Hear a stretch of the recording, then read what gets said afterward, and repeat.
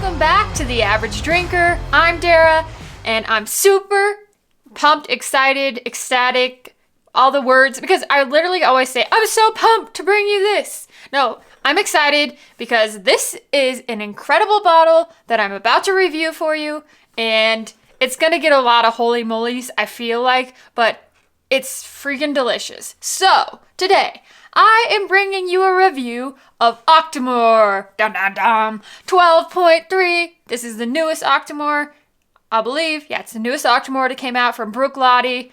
If you don't know, I am a die-hard Bruichladdich fan, like hardcore classic Lottie, the Octomores. You know, in the past, I've reviewed 11.3 and the 10-year, and I picked the 11.3 over the 10-year. It's so good. So now, it's time to decide where this 12.3 lands among the other two that I've already reviewed, and this one is good. I'm telling you that right now, this one is good. Okay, so let me talk about it a little bit first, and then we'll dive into what it smells like, what it tastes like, and my rating on it. So, this one is, like I said, the Octomore 12.3. It comes in at 124.2 proof. That was hard. Math is hard sometimes. And anyhow, so yes, 124.2 proof.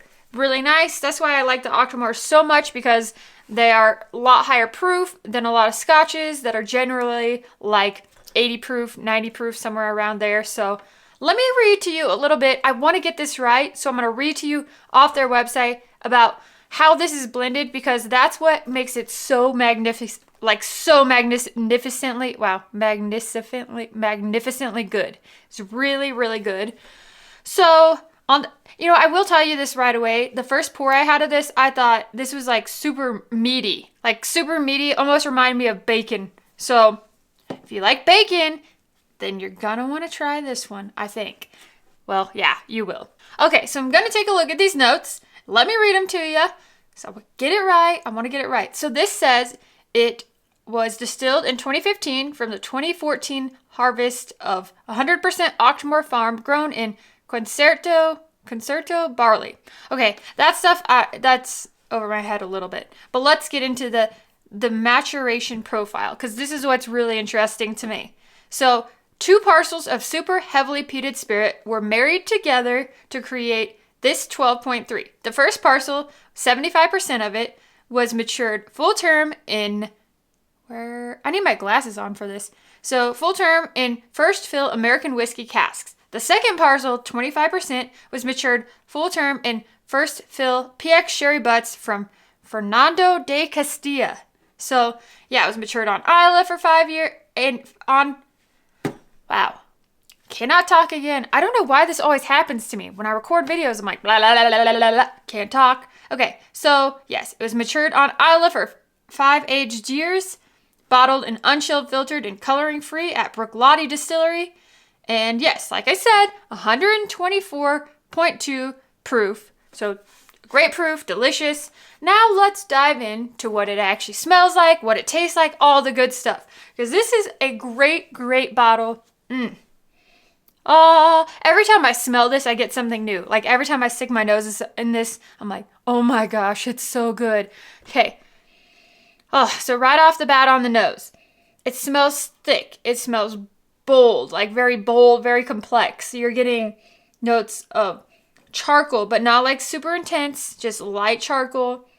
You're getting that sherry influence that comes through as these really nice, beautiful, sweet notes. Honey, a little bit of orange, and then it's crazy because then it explodes into these darker notes of chocolate and toffee, even a little bit of coffee and some tobacco. I mean, every time, I'm telling you, literally every time I stick my nose into this one, I get something new, and it's just so complex that if I had to have one word that would describe the nose of this one, is incredibly complex. But it's so nice. It doesn't burn your nose hairs, and it doesn't smell as hot as I guess it would be. So it's great on the nose. It's wonderful. All right, so now let's give it a little swig. I've been drinking a little bit of this beforehand. It's just because I want to remember how good it was, but so good.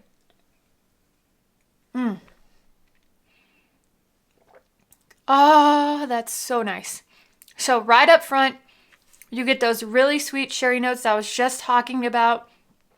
Sherry, you do still get that orange. You get a little bit of citrusy and a little bit of honey. Then it just blends and falls into the back of your palate with that continued sweetness that's also intermingled perfectly with like peat, and it's really nicely peated, not super thick. Like, it is a heavily peated whiskey, but this is just so well balanced that nothing overpowers something else. Like, it's just this constant, like, you get the peat, but it's like a charcoaly peat. Then you get this like sweet sherry, and then it's like constantly back and forth with like honey, toffee, chocolate. Like, the more that it comes through, it's like a very sweet milk chocolate, some toffee, vanilla, tobacco, a little bit of leather. Oh, I gotta take another swig. It is, holy moly, this is good. Oh yeah, that is just so nice. Yeah, so sweet, so nice, so rich, so complex, and the flavor, I mean, it's just setting in my mouth. Like, I can just chew on this one. It's so delicious, and it's not too thick. Like, I said that it smells a little thick, but it actually doesn't taste too thick. But the finish on this is just one of the most incredible finishes I've had, and I would actually say that the finish on this one for me is a little, I'd have to compare them side by side, but like right off the bat, I think the finish on this one is a little bit better than the 11.3, and the 11.3 is one of my favorite all-time bottles. So if that says anything, this is an incredible bottle of whiskey. I love it, and that is why I'm gonna rate this one 4.5. Also, just like I rated the 11.3, I gave the 10 a 4. So they're all incredible bottles, like so delicious. I would highly recommend this one. Again, I'm gonna give it a 4.5. I mean, that the nose and the finish on this one are absolutely beautiful, and I love it. And I can't wait to drink more of this. So that's my review on the Octomore 12.3. I guess if you see it in your area and you're a big heavily peated Scotch fan and you've had Octomores in the past, this is going to be one you want to pick up. As always, I really, really appreciate your support. Thank you so much for watching. I'll be back with so much more of The Average Drinker. See you next time.